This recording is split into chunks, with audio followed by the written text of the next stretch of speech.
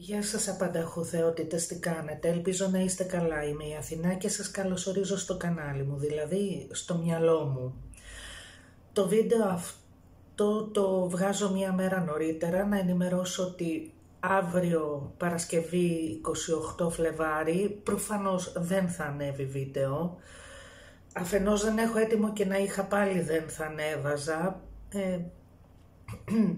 Προς τιμήν των παιδιών που χάθηκαν και των επιζώντων του εγκλήματος στα Τέμπη πλέον, δεν είναι καν δυστύχημα, είναι έγκλημα πια.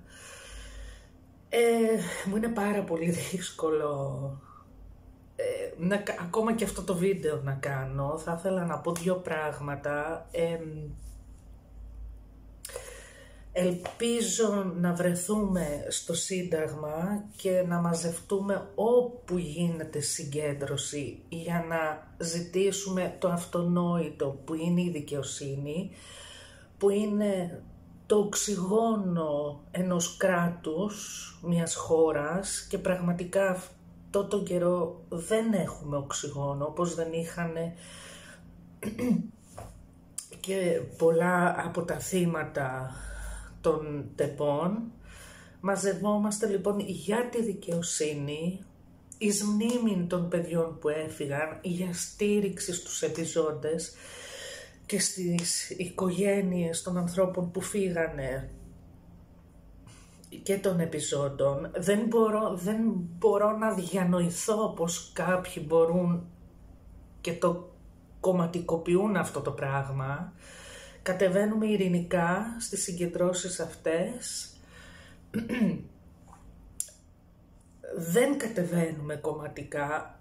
Είναι θέμα ζωής και θανάτου και η ζωή και ο θάνατος είναι πάνω από οτιδήποτε άλλο και σίγουρα πάνω από κόμματα. Είναι τραγικό όλο αυτό που συμβαίνει. Τραγικό το ότι προσπαθούν να μας βγάλουν τρελούς. Δεν ξέρω τι άλλο να πω. Δηλαδή δεν υπάρχει και κανένα σεβασμός στα θύματα και στις οικογένειες των θυμάτων και των επιζώντων. Πραγματικά ελπίζω να πάνε όλα καλά αύριο,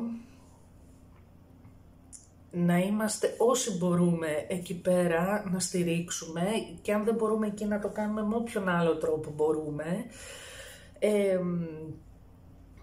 Θα συμφωνήσω με τον Στέλιο Ανατολίτη ότι αν κάποιοι δεν μπορείτε να βρεθείτε στις συγκεντρώσεις αυτές, είτε επειδή φοβάστε, είτε για λόγους υγείας δικού σας ή κάποιου άλλου ατόμου που φροντίζετε, δεν υπάρχει λόγος ενοχής, προφανώς. Εγώ θα πω κιόλας ότι όσοι μπορείτε, έστω και για λίγο, για μισή ώρα, για μία ώρα, για 2 ώρες, δεν ξέρω πόσο θα κρατήσει, για όσο νιώθετε ότι μπορείτε να κατέβετε και ότι είστε ασφαλείς, κατεβείτε, πηγαίνετε τέλος πάντων σε αυτές τις συγκεντρώσεις. Και ναι, ελπίζω να βγει κάτι καλό. Είναι μέρα μνήμης. Για μένα είναι μέρα μνήμης και προσπάθειας απόδοσης δικαιοσύνης, να λάμψει η αλήθεια. Αυτά από μένα.